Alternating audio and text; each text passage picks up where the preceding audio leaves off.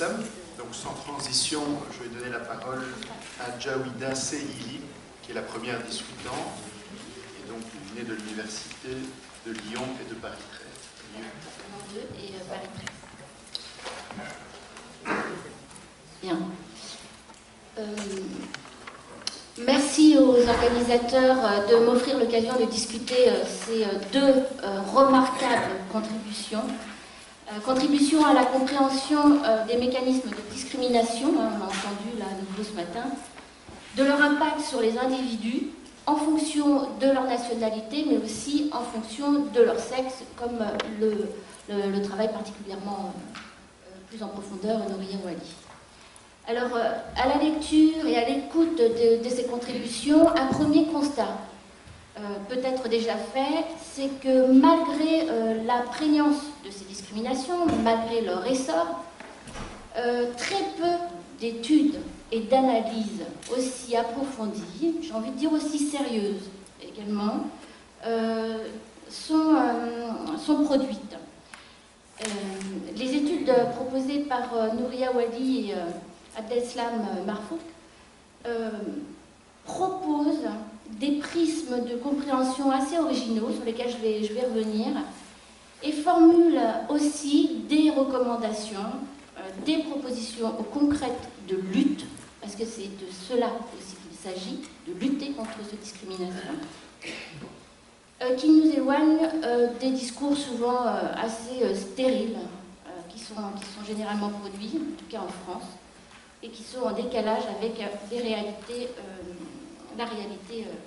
envisagées. Or, on peut faire ce premier constat et noter que c'est quand même assez étonnant, le peu de production de ce type d'études, dans la mesure où rien, ou si peu de choses, ne semble annoncer que ces discriminations à l'encontre des immigrés et dans une autre mesure à l'encontre des femmes, ces discriminations serait une constante en voie de disparition, bien au contraire.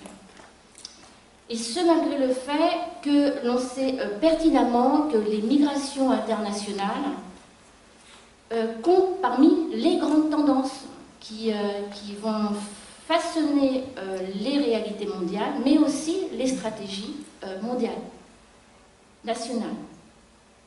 C'est ce que montre particulièrement bien aussi le dernier rapport de l'OCDE, celui qui vient d'être produit de 2013 et qui porte sur les perspectives de migration internationale.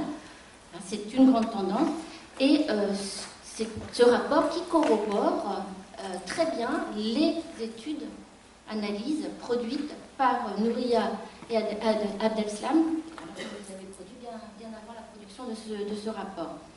Donc dans cette période de crise, on entend beaucoup parler, une crise qui ne semble jamais pouvoir en finir, les préoccupations gouvernementales focalisent sur la nécessité d'assainir les budgets, leur budget, et notamment également de réactiver sa capacité de créer de l'emploi, de l'employabilité, de réduire son taux de chômage, voire à l'occasion de baisser son niveau de criminalité.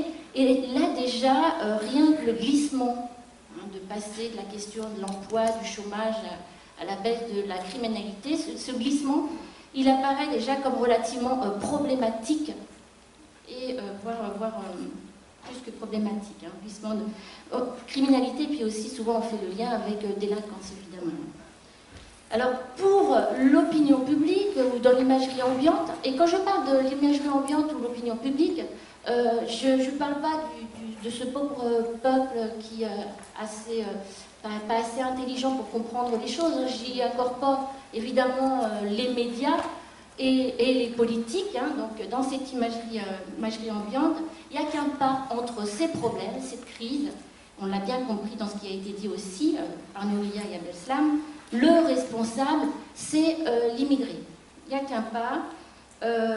Et dans une autre moindre mesure, pas véritablement moindre mesure, mais dans une autre mesure également, l'immigré ou les femmes, les femmes, je préférerais dire.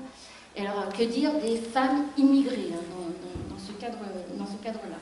L'immigré, les femmes, représentent toujours un coût financier sur le budget fiscal, on reviendra dessus, un coût social, parce que justement le lien tendancieux avec la criminalité, la délinquance, etc. Et un coût culturel, je l'ai particulièrement bien lu dans ton analyse, coût culturel, parce qu'il y a la peur de se perdre en tant que culture spécifique par l'invasion d'autres cultures.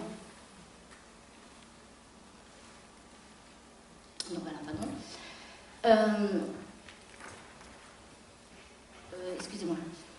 Et par exemple, toujours dans ce rapport, il est dit que 50% des citoyens qui a été repris là, plus spécifiquement sur le cas de la Belgique, mais c'est pour ça que j'ai préféré prendre un exemple qui vaut pour les pays européens en général et même pour le Canada. 50% des citoyens, donc des pays européens et du Canada, estiment que la contribution des immigrés aux recettes fiscales est inférieure, ça a été dit, mais est inférieure à ce qu'ils reçoivent en termes de santé, de protection sociale. Ça, c'est le premier élément, mais ce qui est rajouté également, c'est que, donc il représente un lourd fardeau, mais ce qui est dit également, c'est qu'on pense que finalement, ce budget, il est essentiellement, pour ne pas dire complètement, financé par les impôts des citoyens nés dans le pays. Or, nous le savons, c'est faux. C'est faux, toutes choses égales par ailleurs, et c'est important de le dire et de le redire à mon sens, l'impact budgétaire de l'immigration est proche de 0 en moyenne dans la zone OCDE. L'immigré n'est ni un poids ni un gain, il est semblable aux autres. Et c'est certainement là que le bas blesse.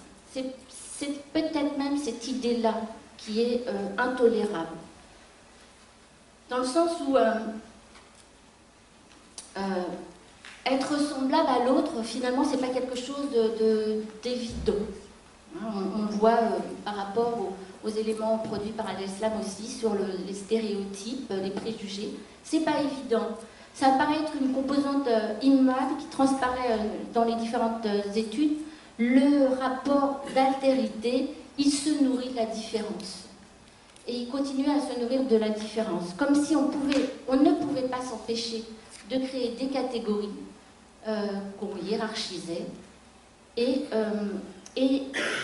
cet élément-là est, à mon sens, c'est pour faire le lien avec la question de diversité, cet élément-là, cette tendance-là est, à mon sens, exacerbée, accentuée avec la notion de la diversité ou de la promotion de la diversité, qui, paradoxalement, finalement, entérine et légitime la production de ces différences et de ces hiérarchies, à mon sens.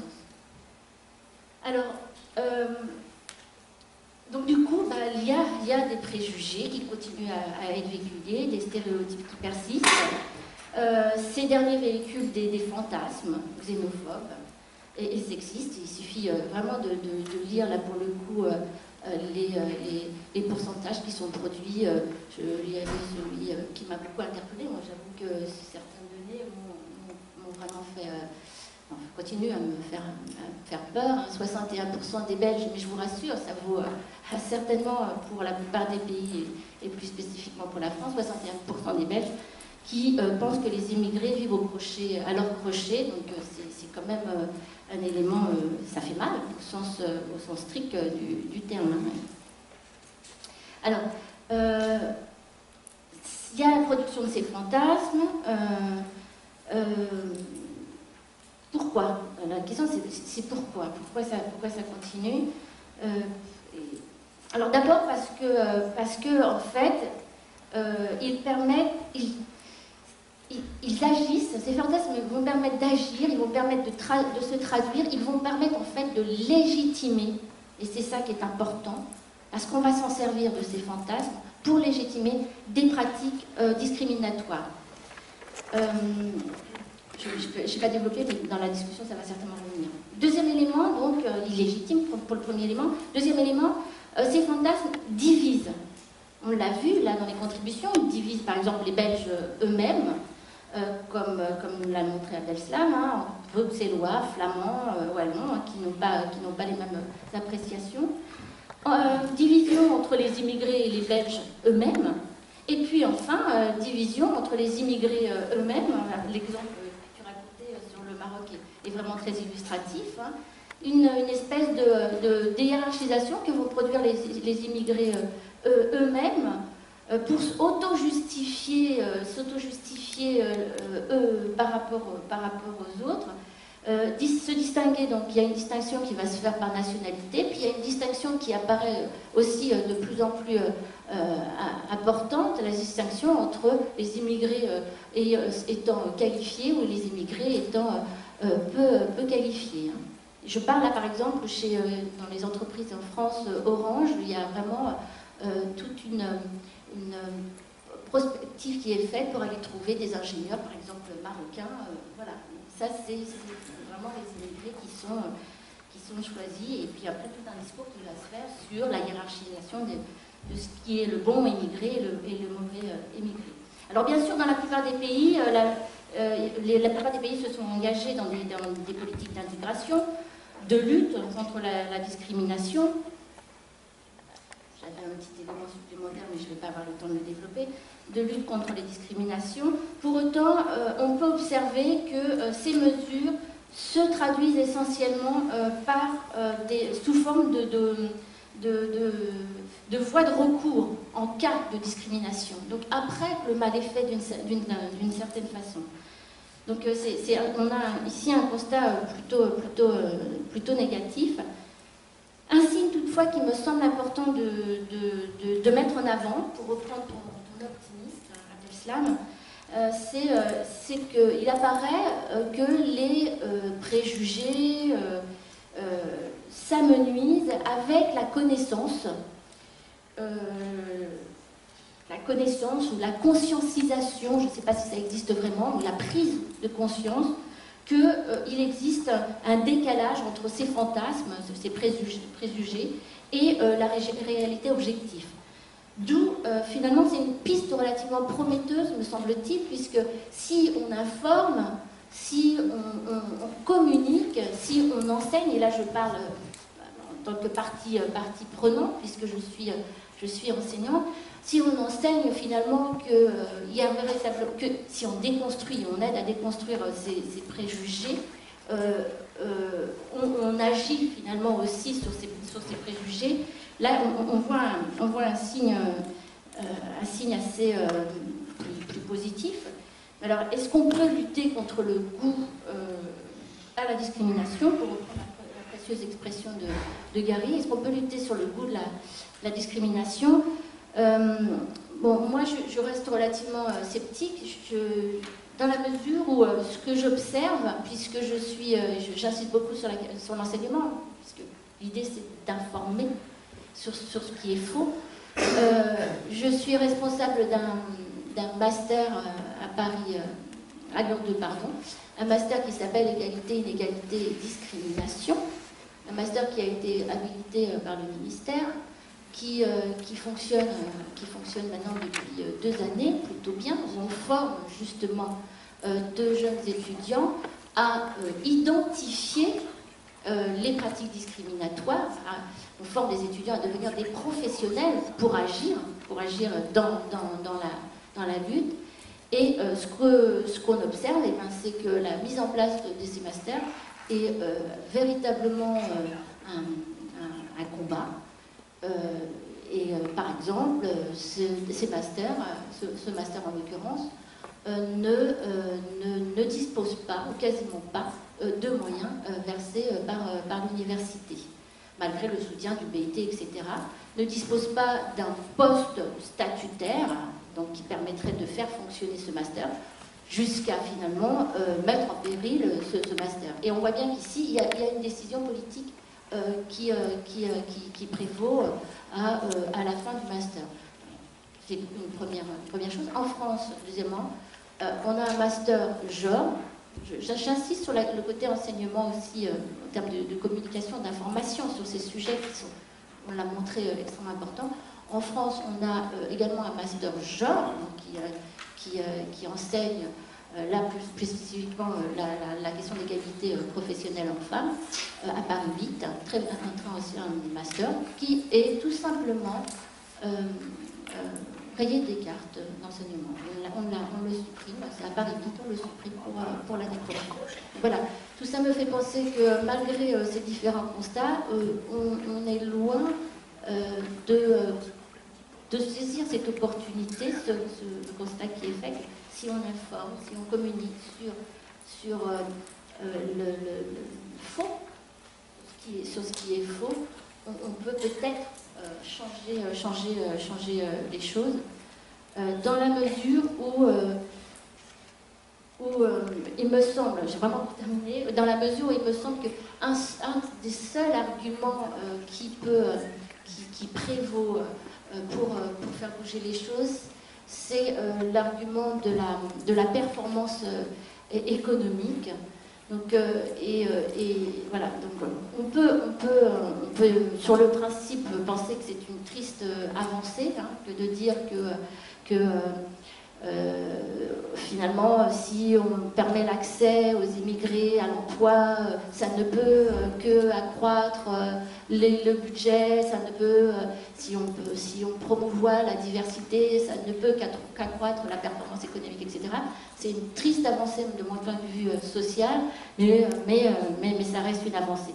Pour le dire autrement, c'est que finalement, on peut être raciste, puisque c'est de ça qu'il s'agit, ou pour le dire un petit peu autrement, on peut porter des jugements stéréotypés et admettre, par exemple, qu'il faut absolument permettre l'accès aux immigrés aux emplois pour pouvoir avoir finalement bénéficié des retombées économiques de cette avancée. Voilà, merci.